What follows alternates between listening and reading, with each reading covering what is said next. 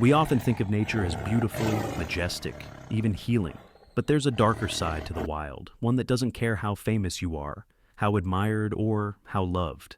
In that world, teeth and instinct rule, and a single misstep can mean the difference between awe and tragedy.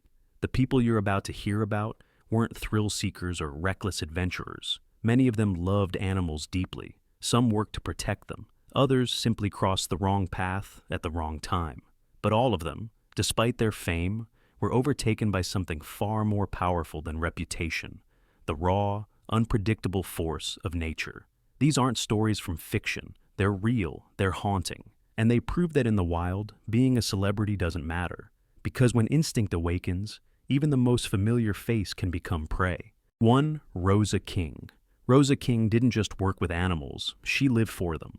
At Hamilton Zoo in England, she was known not only for her professionalism, but for the quiet devotion she showed toward every creature under her care, especially the big cats. To visitors, she was a kind presence behind the glass. To her colleagues, she was the heartbeat of the zoo. But, to the tiger she entered the enclosure with, that morning, she was still human. It was May 2016, a routine day, or so it seemed. Rosa was performing a task she had done countless times before, entering the tiger enclosure for daily care duties. But something went wrong. A safety protocol was missed, or maybe a gate wasn't secured the way it should have been. In the world of predators, one tiny error is all it takes. The tiger struck without warning, fast, precise, and fatal. By the time staff rushed in after hearing her screams, there was nothing they could do. Rosa had already succumbed to her injuries. Her death sent shockwaves across the country. How could someone so experienced, so devoted, so deeply bonded with the animals she loved, fall victim to them? The tragedy sparked public grief, but also difficult questions about safety, about risk, and about the illusion of control we often think we have over the wild. In truth, Rosa didn't die because she didn't love the tiger. She died because love has no weight in the animal kingdom. There, only instinct speaks. And when instinct awakens, even the gentlest of routines can become lethal. 2. Ellen Blight. In the mid-1800s, Ellen Blight was a sensation.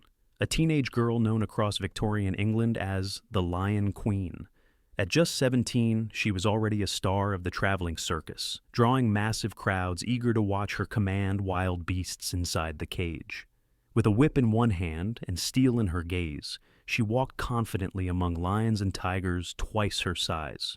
To the audience, she was fearless. To the animals, perhaps something less clear. But one thing was certain. Danger was always right there with her, behind the applause, waiting. It was a cold night in 1850 when Ellen stepped into the arena to begin another performance. She entered the cage with a full-grown Bengal tiger.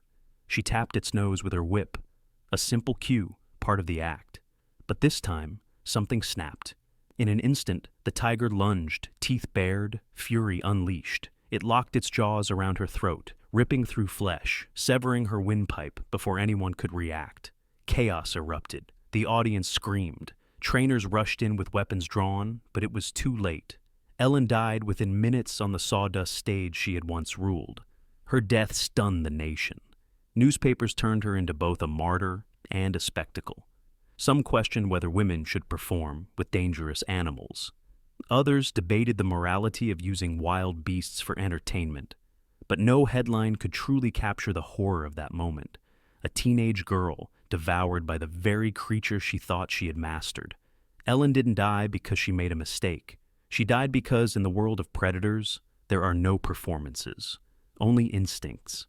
And when those instincts ignite, no costume, no title, no confidence can save you. Alexis Martinez. Alexis Martinez was living what many would call a dream. At just 29, he was one of Spain's most respected marine mammal trainers, working closely with orcas at Loro Parque in the Canary Islands. He was calm, intuitive, and deeply bonded with the killer whales he trained. His colleagues admired him. The whales responded to him. To outsiders, it seemed like the perfect harmony between man and beast. But on Christmas Eve 2009, that illusion shattered. During what should have been a routine rehearsal, Alexis entered the water with Kido, a large male orca who had been transferred from SeaWorld. They had swum together countless times, But this time, something changed. Without warning, Keto struck, ramming Alexis with massive force, crushing his chest and rupturing his internal organs. No one saw it coming. There was no cry for help. By the time others pulled him from the water, it was too late. Alexis was already gone. The news stunned the global marine park community. How could a trained orca in a controlled environment turn deadly? The truth was far more disturbing. Keto had a documented history of unpredictable behavior, and Alexis's death exposed the harsh realities of marine mammal captivity, the stress, the confinement, the psychological toll on creatures that evolved to roam vast oceans.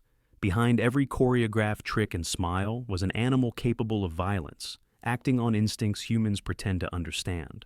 Alexis didn't die because he lacked skill. He died because even the most elegant predator can snap. In that moment, Keto wasn't a performer. He was a killer whale doing what nature had designed him to do. And Alexis, for all his talent and compassion, was just human. Kenton Carnegie. Kenton's a bipar is a do. Usual. Carnegie was a quiet, curious soul. A 22-year-old university student from Canada, he had a deep love for geology, the outdoors, and the quiet mystery of the wilderness.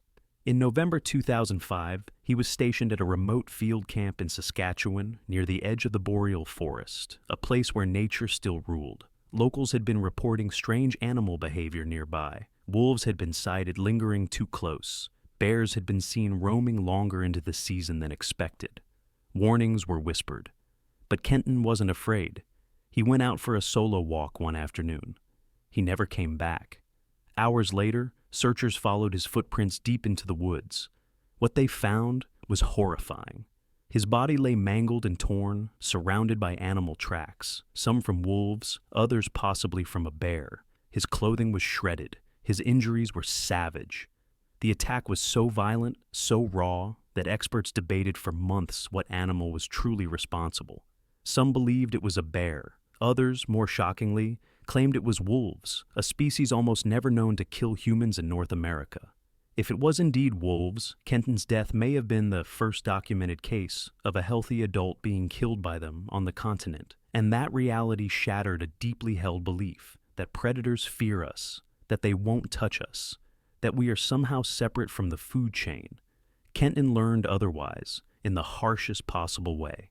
In that silent stretch of frozen wilderness, nature reminded the world of something ancient. When survival takes over, the wild doesn't ask questions. It hunts. 5. Stephen K. Miller. Stephen K. Miller wasn't just a stuntman. He was a man who built his life around trust. Trust in his training, trust in his instincts, and most of all, trust in the animals he worked with. He had spent years alongside some of nature's most powerful predators, not in fear, but in partnership. One of those partners was Rocky, a 7-foot-tall, 700-pound grizzly bear.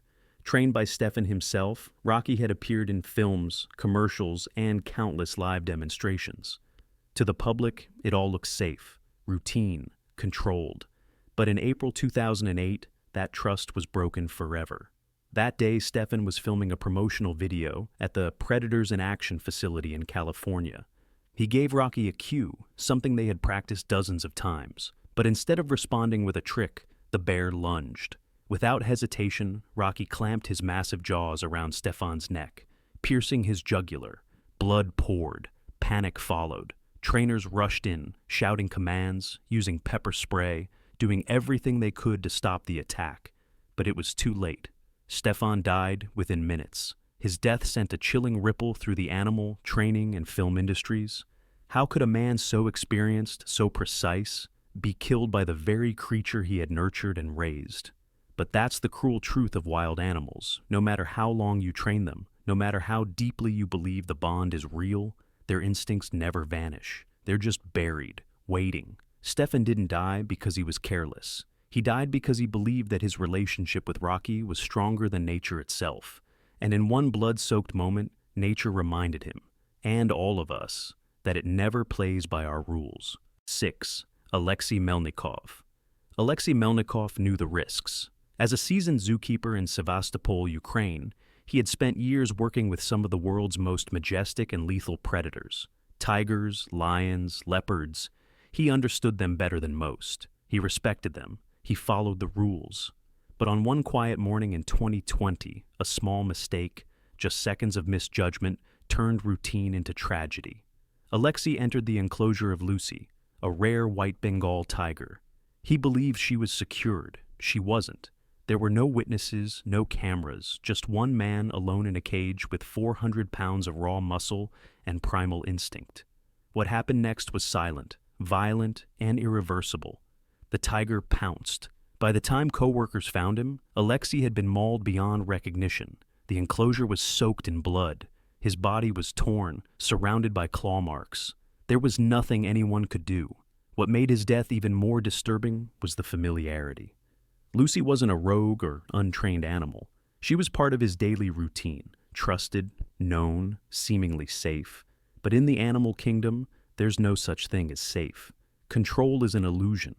Even the most familiar face can awaken something ancient in a predator's mind. The zoo world mourned, but it also reeled. If someone like Alexei, veteran, responsible, methodical, could be taken, what did that mean for the rest? His story wasn't about recklessness. It was about the brutal reality that, in a world built on instinct, routine is never truly routine. Sometimes the cage doesn't protect the human from the animal. It protects the animal from what it's still capable of doing. 7. Babaji Do. Babaji Do dedicated his life to lions. At just 35 years old, he was already a respected animal handler at the Olusegun Obasanjo Wildlife Park in Nigeria.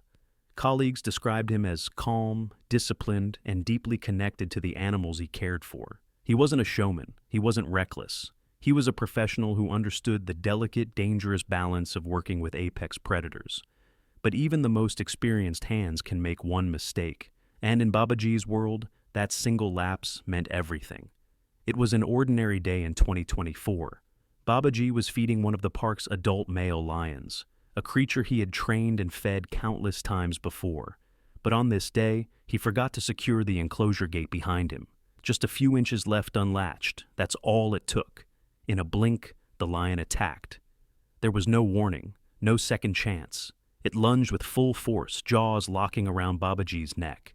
There was no time to scream, no time to escape. He died instantly, killed by the very animal he had spent years protecting and nurturing. The aftermath was devastating.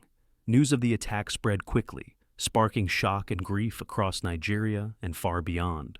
Graphic photos leaked, debates erupted about safety protocols, human error, and the ethics of keeping wild predators in captivity. But beyond the headlines, one truth remained.